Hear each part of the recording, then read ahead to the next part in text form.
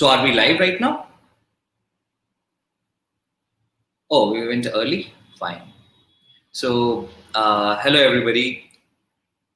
Good evening. This is that time of the week where I come live to you and talk to you. This week, the topic chosen also has been a bit unconventional. We don't always speak about it. But like last time, I spoke about alternative medicine and its role in the cardiac health. There was a lot of demand for speaking further on meditation also as a part of it. So, I'm a man of science and I run an organization called as cardiacsecondopinion.com. So if you want to know about the scientific facts which prove or disprove the role of meditation, please go on, listen ahead, and I'll give you more about it. I'll give you a lot more conversation in it. First of all, this being the 4th September and eve of Teachers' Day ahead, I'll like to take this opportunity to thank all my teachers in past. There are so many teachers who have taught me. My mentor and guru, Dr. Sandeep Attawar, my head of the department for cardiothoracic surgery, Dr. Jay Kumar. There are many teachers whom I have learned, Professor K.G. Shamakrishnan, Dr. Baiju S. Dharan, Dr. Praveen Verma. So all these teachers have taught me what I know today, and I give my best attributes to them. During my schooling, pre-colleging, there are a lot of teachers who have helped me be what I am, and this is the time to pay homage to them.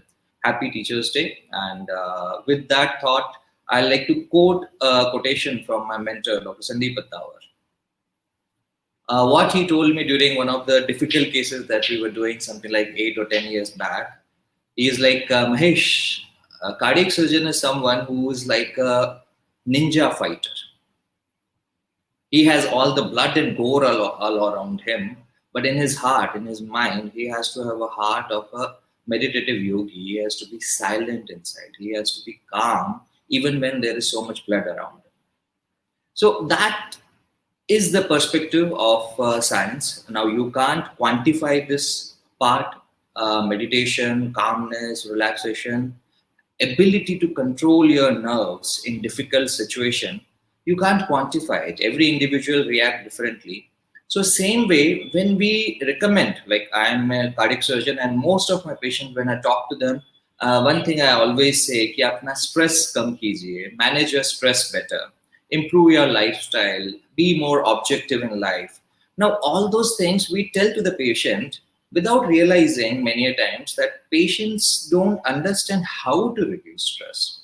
So as a tool to reduce stress, because stress is one of the main things which cause heart disease. As we have spoken earlier in my previous talks, the main lifestyle changes that cause this problem: smoking, hypertension, diabetes, obesity, tendency to sit at one place for too long, as we say, sitting is the new smoking, and age, weight. Finally, we ended with the stressful life. So stressful life, what does it do to you? It causes, like our body evolutionarily has been made for rest and relaxation, and other system has been for stress, flight or fight. So at the time of fight or flight, all your hormones are high, adrenaline is high, steroids are high. You are being in that stress for fight and flight. And that is the emergency response given by Mother Nature to you, during which your body is mobilizing all its energy to survive, protect, and guard against any external or internal threat.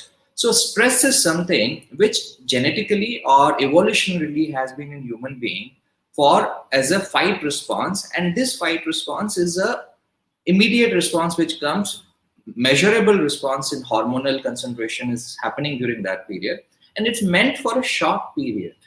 It's not meant for a long chronic periods. So modern lifestyle ने जो हमारे साथ बदलाव किया है, modern lifestyle के चलते हम लोगों ने एक स्ट्रेस को रूटीन डेली फिनोमेना बना लिया है. सुबह उठने का स्ट्रेस, स्कूल जाने का स्ट्रेस, कॉलेज जाने का स्ट्रेस, मार्क्स का स्ट्रेस, हर काम का stress. That stress is with us now because of the modern lifestyle.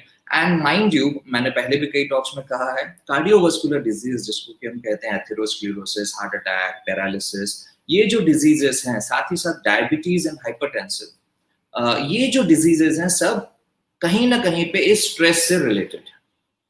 So meditation as a tool, और मेडिटेशन की जब बात करें तो उसमें आप उसको थोड़ा और ब्रॉडन होराइजन कर सकते हैं. Meditation in some form is mindfulness, in some forms it is like some people will use it as vipassana, some people use it as raja yoga, some people will be like uh, uh, tai chi in eastern culture, sufism in islamic culture, prayer and meditation is common in Christian community also. So all ancient religions have been preaching about mindfulness and meditation in their own way.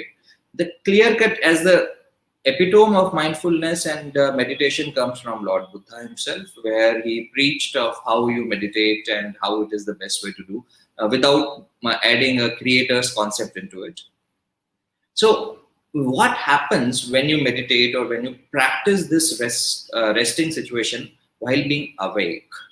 So, in that, you learn to control your heart rate, your blood pressure can come down, your heart is rested better, your hormones, stress hormones like steroids, adrenaline comes down, and you are able to make your thoughts concise, possibly even focus your attention in such a way that you are able to actually be more productive.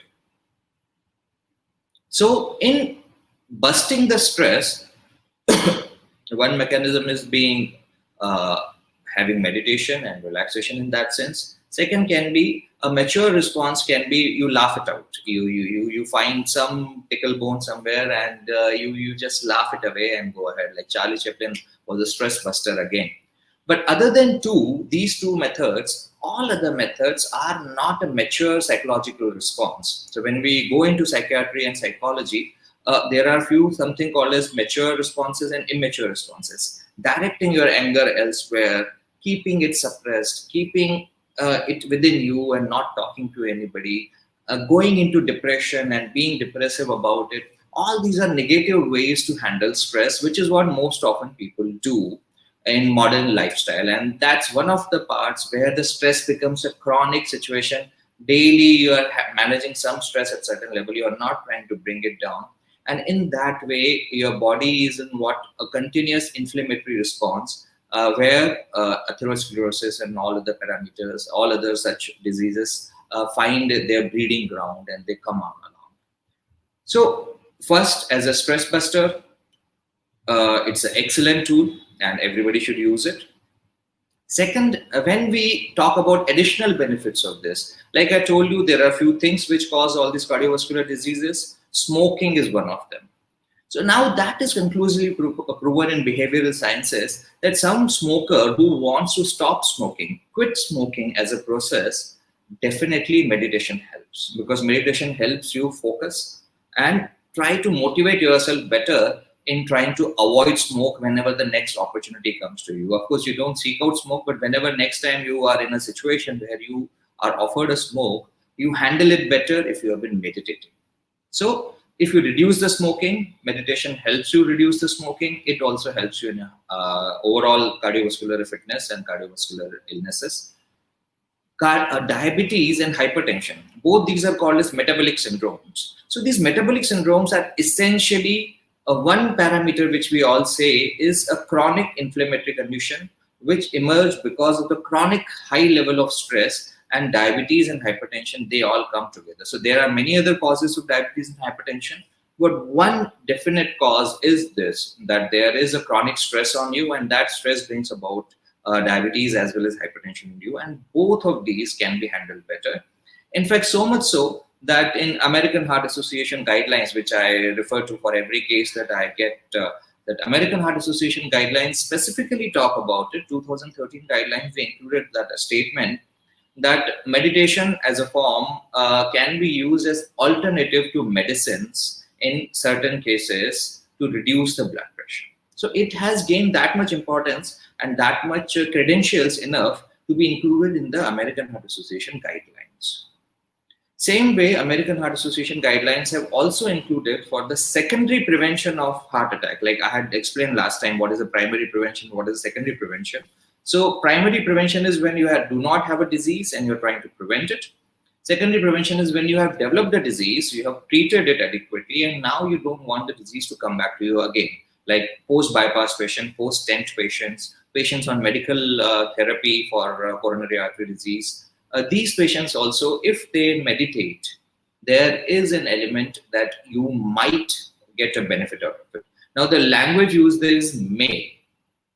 There is no strong scientific foundation that it definitely helps. But when practiced by a society at large, when practiced by a lot of people, with the current evidence that we have, that it is a stress buster, that it brings down BP slightly, it brings down the diabetes, or at least the insulin resistance in high diabetics. So there are diabetics where insulin requirement has gone very high, 40, 60, 80 kind of units they are taking insulin, and they have developed insulin resistance. So to break the insulin resistances, there are medicines we give, but contribution of meditation in that also can be significant. If you meditate along with taking those medications, chances that you will break the insulin resistance is pretty high. So we recommend it to all.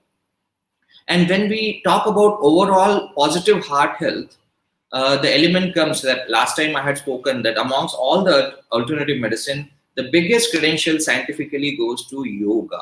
So when you practice yoga, and along with yoga, you adopt meditation as a daily tool. Keep religion out of it. You don't need to be a Hindu to practice it. You don't need to chant Om to do it. It's also scientifically that the postures of yoga, or the yoga as a physical Surya Namaskar and all other postures, if they are practiced along with a mindful meditation, definitely your stress level comes down, you handle life better, and you avoid all these chronic diseases. So today's topic I chose intentionally for meditation because it has a role. Its role is being acknowledged worldwide, and American Heart Association, European Cardiological Society, both are incorporating this sort of a form also in their scientific studies. Of course, this sort of a study doesn't get funded like a medicine. If there is a new medicine evolved, or a new stent designed, or a new valve designed, there are innumerable studies on it, and because there is a financial gain to proving a point that this valve is better, or this stent is better, or this medicine is better. For yoga, meditation, there is no such incentive with the promoters to do so. So that's where those studies are mixed. They are not very high-level studies. There are several meta-analysis of many studies, but nothing can be really conclusively scientifically given because everybody uses a different technique, different method, different protocols. Largely, what is coming along for sure as a simple logical explanation, as well as whatever little science which is there around it to back, is that meditation, mindfulness, vipassana, Raj Yoga, whatever you want to call, pranayam, Tai Chi, Sufism, whichever way, you can just reduce your stress by focusing, by being mindful for 10, 15, 20 minutes in a day. It helps your overall health and heart also. With this, I'll conclude this talk. Any questions are most welcome.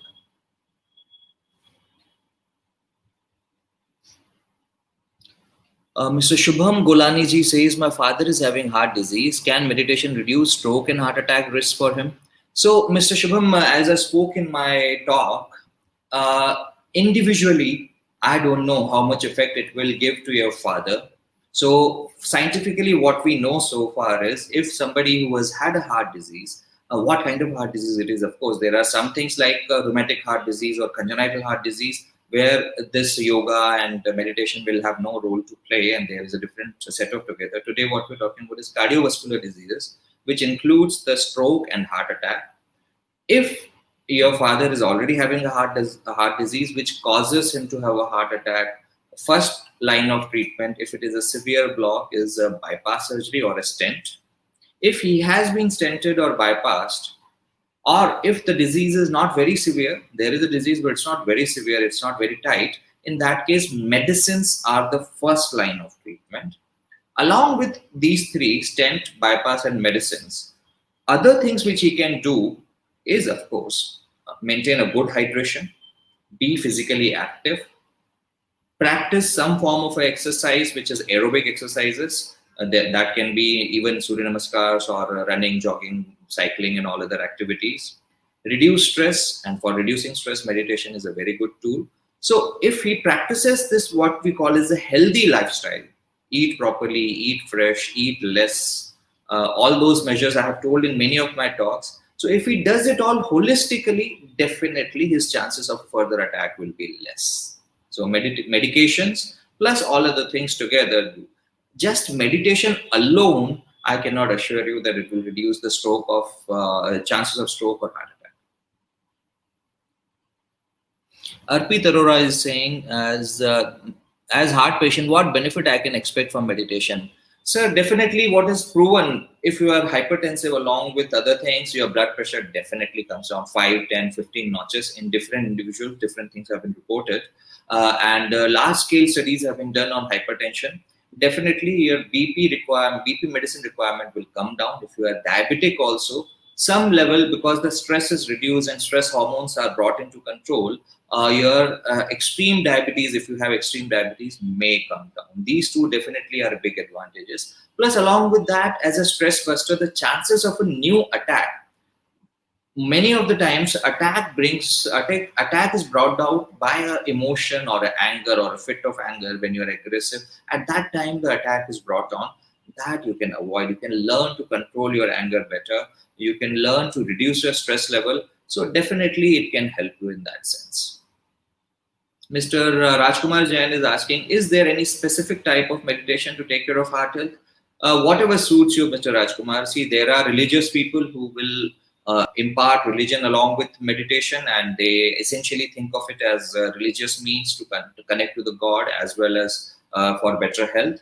There are others who will just use as a technique for focusing.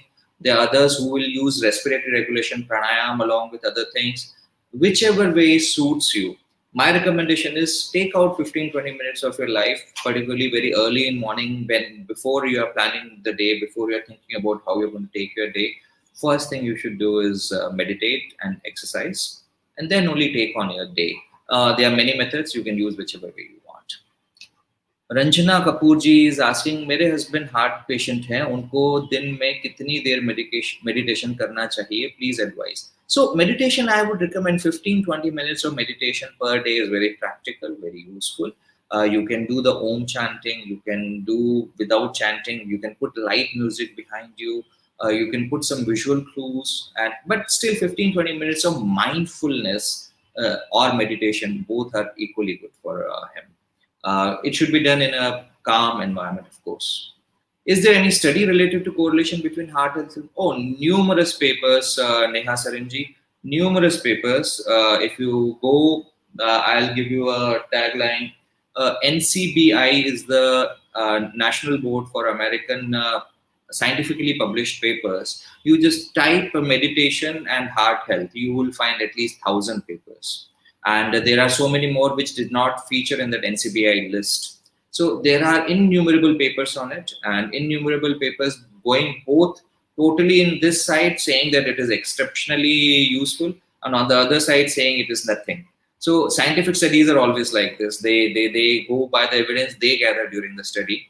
But when you meta-analyze those studies, when you take a lot of papers together and meta-analyze, there is a definite benefit. It's not yet quantifiable. It's not yet been really probed very scientifically at a very large scale, because the funding like that doesn't come along. So nowadays, Ayush Mantralaya that way has started funding such projects, but then these projects typically go to the organizations which are least scientific. So far, the quality of scientific papers coming out is not very high. I hope one of the frontline scientific people will take over such studies from Ayush Mantralaya. I hope someday I do it myself and get it on. And some scientific evidence definitely required, which says unequivocally. So far, there is no such evidence. Mr. Jatin Shokin is saying, sometimes I feel chest pain and I am on my way to workstation and my physical activity is zero. Please advise to which specialist should I consult? So, Jatin Shokin ji, sabse pehle to, if you are telling that you are on workstation and my physical activity is zero, please leave that work. That work is not good for you. No work is important enough for you to be at workstation always. There are a few things. So if you are a busy office goer, if you are a computer scientist and you are in front of a computer, if you are a stockbroker and you are in front of the computer, there are a few bursts of activities you still should take.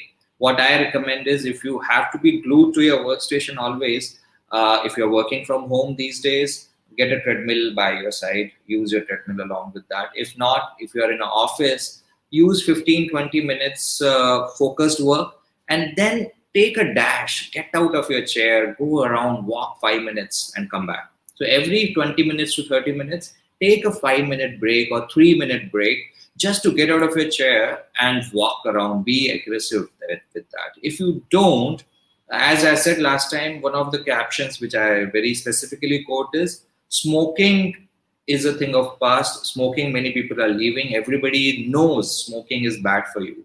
But what many people don't know is sitting is new smoking. The current evidence is overwhelmingly saying that if you are sitting for a long time, the effect of that inactivity on your heart is as bad as smoking 10 cigarettes a day. So I would recommend that don't use this as an excuse. As a specialist, you need, if your age is above 30 years, please visit a cardiologist and get what we call as echo and dopamine or a stress echo, as we say. It might uncover certain things which are cardiac. Baseline ECG also is recommended. If any of these show some problem in the test, then a CT angiography, as I always recommend. CT coronary angiography is the best test right now to find out if there is a coronary artery disease in a low risk patient without hospitalization. Because of COVID, hospitalization is an issue these days. Sushil Manocha ji is asking, मुझे 2016 में stent डला था, heart attack के बाद LVEF 40 था लेकिन अब 55 है, मैं 2 आवर्स की ब्रिस्क वॉक भी करता हूँ और 365 डेज, अब मुझे क्या करना चाहिए? Sushil ji, you have had an excellent result out of the stenting and probably you don't have a diabetes, आपने mention नहीं किया है, but most likely you don't have diabetes और 2016 से अब 4 साल हो चुके हैं स्टेंट को. तो आई वुड रिकमेंड कि आप एक्सरसाइजेस ऐसे ही कंटिन्यू कीजिए. 2 घंटे तक चलना is very very good and that sort of brisk walk helps. Along with that, routinely we say that a check angio, a check normal angio or a check CT angio should be done for everybody who has got a stent or a bypass after a few years. For stent, the recommendation typically is between 6 months to 1 year. For bypass also, if there is a symptomatic patient, 6 months to 1 year is good time. If asymptomatic patient, 3 to 4 years is a good time. Such a check angio tells about how is the progression of disease actually. From outside, you might feel you're doing great, but sometimes there are shocks when you get a testing done. So at 49 years of age, Mr. Manocha, you have at least 2 decades ahead of you, 2 healthy decades, maybe 3 decades. So how your stents are faring? Some people develop a very early stent disease. Some people do not develop a stent disease. So if after 4 years of your stenting, suppose today your CT angio is showing that there is no disease inside a stent, then these stents are in a good position to last at least a decade or so. And later again, you may have to go in for something like a bypass or any other treatment. But avoid diabetes, practice mindfulness, practice meditation, and whatever I have been speaking in last few talks, please practice them and get a CT angiography done at any point of time. Dina Rajel, sorry, I am not pronouncing your name correctly, Dina ji, but my grandma had open heart surgery, valve replacement, CABG, and then aortic aneurysm. But she insists on drinking coffee, I guess. Not much, 1 cup. What are your thoughts on caffeine post open heart surgery? Nothing wrong with caffeine. If your grandma has had open heart surgery, valve replacement, bypass, aortic aneurysm, if everything is gone well and her heart function continues to be normal, coffee is as good or as bad to her as for you and me. So whether you have a heart disease, if you have a borderline heart disease, in those cases, which is untreated borderline diseases, we recommend to refrain from a very high dose of coffee, but 1 coffee is not going to harm anything. Please don't deprive her, is what I'll say. Okay, guys, I think the questions are over and the weekend is now coming to close. So let's have a good weekend ahead of us. Happy Teachers Day to all. And let's hope this mindfulness and meditation brings us even more happiness in life. All the best.